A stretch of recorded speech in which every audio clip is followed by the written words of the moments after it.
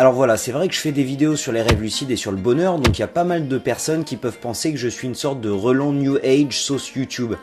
Et c'est vrai que j'ai toujours été intéressé par tout ce qui allait contre notre intuition. Depuis tout petit, j'ai toujours voulu en savoir plus sur tout ce qui était paranormal, en commençant par les ovnis, le spiritisme, le vaudou, la magie et tout ce genre de choses. Et alors que je voulais vraiment y croire, je dois dire que mes recherches personnelles m'ont poussé à avoir de grosses désillusions. Maintenant, certaines personnes pourraient dire que je ne suis plus trop ouvert d'esprit sur beaucoup des sujets que je viens de mentionner. Mais moi je pense l'être, parce que être ouvert d'esprit c'est pas le fait d'accepter n'importe quelle idée sans la critiquer. Être ouvert d'esprit c'est le fait d'appliquer les mêmes règles de logique équitablement à toutes les nouvelles idées. Comme je vous l'avais dit, cette semaine j'étais parti pour faire une vidéo sur l'espace, mais quand j'ai posté ma vidéo sur l'effet placebo, certaines personnes ont commencé à parler de l'homéopathie, et ça m'a fait remonter beaucoup de souvenirs. Je me rappelle quand j'étais enfant par exemple, ma mère avait cette grosse boîte remplie de granules homéopathiques et moi j'adorais. C'était un des seuls médicaments que ma mère me donnait qui était sympa à prendre, des petites granules sucrées, je veux dire il y a pire comme goût. Si je me chopais une petite grippe, elle me regardait, elle me disait un truc, toi il te faut 5 granules d'oscillococcinum en 30 CH. Par contre si ma situation continuait à se dégrader, alors elle me faisait passer aux antibiotiques. Et ma mère n'était de loin pas la seule à utiliser de l'homéopathie. Une étude de 2012 par l'Ipsos réalisée pour les laboratoires Boiron montre que 56% des Français utilisent des médicaments homéopathiques et 36% des Français les utilisent régulièrement. Et ces chiffres augmentent, seulement 42% des Français utilisaient l'homéopathie en 2004 et 53% en 2010. Donc plus d'un Français sur deux consomme des produits homéopathiques en France aujourd'hui. Je pense que c'est donc une bonne chose de regarder tout ça d'un peu plus près. Aujourd'hui, on va regarder le top 5 des faits incroyables sur l'homéopathie. Et oui, il faut vraiment que les faits présentés dans cette vidéo soient incroyables pour justifier la consommation française d'homéopathie. Numéro 5, l'homéopathie soigne le mal par le mal.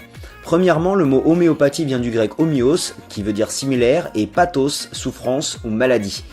Cette médecine alternative se base sur plusieurs lois dont nous allons parler dans cette vidéo, l'une d'entre elles étant la loi de similitude. Donc ça a l'air assez sérieux étant donné que c'est une loi, mais finalement c'est pas vraiment une loi. Donc voilà le principe, on guérit le mal par le mal. L'idée derrière tout ça est qu'un produit provoquant certains symptômes peut aussi vous en guérir. C'est une loi qui va complètement à l'encontre de l'approche médicale moderne. L'homéopathie prend donc l'approche opposée en disant que ce qui crée le mal peut aussi le guérir. On vous prescrira du venin d'abeille pour traiter des piqûres d'insectes ou de la caféine pour vous aider à combattre des insomnies par exemple. Mais c'est pas aussi simple que ça, c'est pas comme si on allait vous prescrire un grand bol de café avant d'aller vous coucher non plus. Il y a d'autres lois en jeu. Numéro 4, l'homéopathie est une substance extrêmement diluée et beaucoup secouée. En homéopathie, on croit que plus on dilue une substance active, plus l'effet bénéfique sera puissant. Attends, c'est pas possible, c'est complètement con. En homéopathie, on estime que les remèdes préparés à la dilution sont plus puissants que ceux préparés en basse dilution. Ah bah si, c'est ça. Donc pour reprendre mon exemple de l'insomnie, un homéopathe pourrait potentiellement me prescrire de la caféine en 30 CH par exemple. Donc qu'est-ce que ça veut vraiment dire 30 CH ? CH sont les initiales de centésimale anémanienne.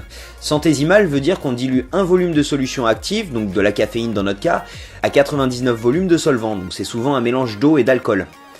Et anémanienne vient de Samuel Hahnemann qui est en fait l'inventeur de l'homéopathie. Donc on prendra une goutte de caféine qu'on mélangera à 99 gouttes de flotte, et ça c'est 1 CH. Puis on prendra une seule goutte de ce mélange qu'on va mélanger de nouveau à 99 gouttes de flotte. On a maintenant une solution de caféine à 2 CH. Une solution de caféine à 2 CH est donc une goutte de caféine dans 10 000 gouttes de flotte. En arrivant à 7 CH, c'est déjà comme si on avait dilué environ 1 litre de caféine dans une quantité d'eau équivalente au lac Léman. Et ça tombe bien parce que si on suit la logique de l'homéopathie, plus c'est dilué, mieux c'est. Une fois à 12 CH, on arrive à une dilution tellement extrême qu'il n'y a scientifiquement plus aucune molécule de caféine dans notre solution. Et on continue comme ça jusqu'à qu'on se retrouve avec une solution de caféine à 30 CH qui est censée m'aider à combattre mes insomnies. Entre chacune de ces dilutions, la solution est agitée vigoureusement, ce qu'on appelle la succussion, et c'est pour mélanger la solution. Et le fait de diluer et de secouer une solution s'appelle en homéopathie la dynamisation, ce qui est un joli terme pour dire je dilue et je secoue. Donc je fais une petite pause parce que c'est vrai que je dois donner l'impression de cracher dans la soupe, mais finalement, si je crache dans la soupe, que je la dilue à 30 CH en n'oubliant pas de succuer entre chaque dilution, et que j'en bois 3 gouttes le soir avant d'aller me coucher, peut-être que ça m'aidera à croire un petit peu plus en l'efficacité de l'homéopathie. Vous pouvez aussi aller voir cette vidéo qui s'appelle « Si l'homéopathie marche, je vais boire ma pisse ». C'est poétique et ça vous donnera une image claire du procédé de dynamisation. Numéro 3, aucune étude a pu prouver que l'homéopathie était plus efficace qu'un placebo. Comme je l'ai mentionné dans ma vidéo sur l'effet placebo, pour lancer un nouveau médicament sur le marché, il faut qu'il soit passé par un test en double aveugle.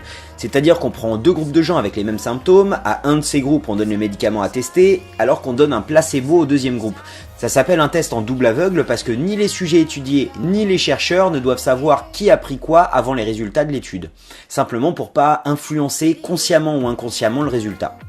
Le truc, c'est que toutes les études qui ont été faites avec l'homéopathie ont découvert que l'homéopathie n'avait pas plus d'effet que l'effet placebo. Certaines études citées pour défendre les effets positifs de l'homéopathie n'ont été réalisées qu'en simple aveugle. C'est-à-dire que les chercheurs savaient qui prenait l'homéopathie et qui prenait le placebo. Et c'est le genre de truc qui influence les résultats. Une étude qui examinait 110 essais homéopathiques en double aveugle et 110 essais allopathiques aussi en double aveugle réalisés sur les mêmes symptômes ont conclu qu'il n'y avait aucune différence significative entre les effets de l'homéopathie et les effets d'un placebo. Par contre, ils ont trouvé des preuves solides que leurs équivalents allopathiques avaient des effets nettement supérieurs à l'effet placebo. Les liens sont bien sûr dans la description comme d'habitude, je vous invite à aller regarder tout ça par vous-même. Il y a même eu une tentative de suicide de masse par overdose d'homéopathie, réalisée lors de la campagne 10-23 qui manifestait contre l'homéopathie. Généralement les tentatives de suicide de masse, c'est pas marrant, mais là je dois dire que je me suis bien marré. Ils ont manifesté devant des endroits vendant de l'homéopathie et ont pris 20 fois la dose recommandée d'arsénicum album, une dilution d'arsenic. Pas de surprise de ce côté, personne n'en est vraiment mort. Numéro 2, l'homéopathie est une exception juridique en France. Le fait que l'homéopathie n'arrive pas à passer les tests de la médecine contemporaine fait qu'il ne devrait normalement pas être prescrit par votre médecin. Ça va à l'encontre de l'article 39 du code de déontologie médicale, je cite « Les médecins ne peuvent proposer aux malades ou à leur entourage comme salutaire ou sans danger un remède ou un procédé illusoire ou insuffisamment éprouvé. Toute pratique de charlatanisme est interdite. » En gros, si c'est pas prouvé, on ne le prescrit pas. Maintenant, comment ça se fait que les médicaments homéopathiques aient reçu une autorisation de mise sur le marché dans notre très cher pays qu'est la France? Eh ben il se trouve qu'ils se sont pas trop emmerdés avec les détails, ils n'en ont juste pas. L'homéopathie est une exception juridique en France. Selon l'article L512.1.13 du Code de la santé, pour les médicaments homéopathiques, le code d'autorisation de mise sur le marché normalement applicable à tout nouveau médicament est remplacé par un simple enregistrement. Le directeur général adjoint du laboratoire Boiron expliquait ce phénomène en disant que cette autorisation était justifiée par la loi grâce à une tradition historique d'utilisation. Parce que ça fait longtemps qu'on le fait, on n'a plus besoin de prouver quoi que ce soit apparemment.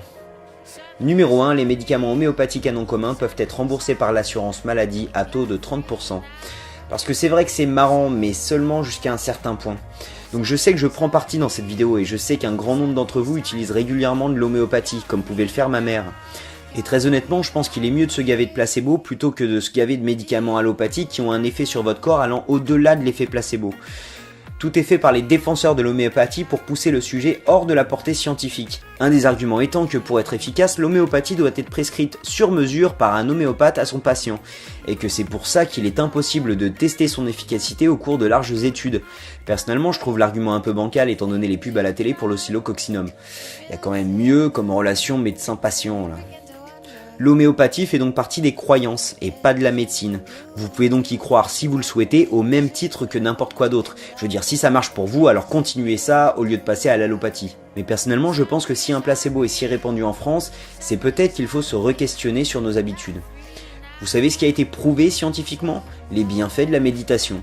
Il a été prouvé que la méditation réduisait le stress, l'anxiété et la dépression et augmentait votre attention, votre mémoire et votre système immunitaire. En plus c'est gratos, donc pourquoi pas méditer 20 minutes au lieu de gober une pilule? Peut-être il vaut mieux arrêter de penser que les médocs sont la solution à tous nos problèmes et les garder pour les moments où on en a réellement besoin. Maintenant, se faire rembourser l'homéopathie par la Sécu, je trouve que c'est une pilule un peu dure à avaler. Fallait que je la place. C'est un peu comme si on utilisait nos taxes pour rembourser les dons que les croyants font à l'église. Pour moi, ça passe pas. Pour finir, je suis tombé sur une excellente vidéo de Clément sur le même sujet, donc je vous conseille d'aller voir sa vidéo si vous souhaitez avoir un peu plus d'informations sur le sujet. Je vous remercie d'avoir regardé cette vidéo, donc n'hésitez pas à liker et à partager sur Facebook et Twitter si jamais ça vous a plu et si vous voulez vous faire découvrir cet épisode à d'autres personnes. J'aimerais vraiment remercier aussi tous les tipeurs qui ont décidé de m'aider financièrement à produire cet épisode. Un merci spécial à Jordan et Jérémy qui font vraiment des dons généreux, mais vraiment merci à tous quand même parce que ça m'aide énormément, vraiment, c'est beaucoup de soutien. Et donc voilà, si vous voulez le faire, vous trouverez un lien dans la description. Vous pouvez aussi trouver un lien dans la description de toutes les sources qui m'ont permis d'écrire cet épisode. Donc voilà, je vous remercie encore une fois et je vous dis à la semaine prochaine. La semaine prochaine, on va voir le top 5 des choses à savoir sur notre mémoire. Et encore une fois, ben voilà, ça va être un sujet très intéressant. Donc je vous souhaite un excellent week-end, je vous remercie d'avoir regardé cette vidéo et puis ben, je vous dis à samedi prochain. Salut!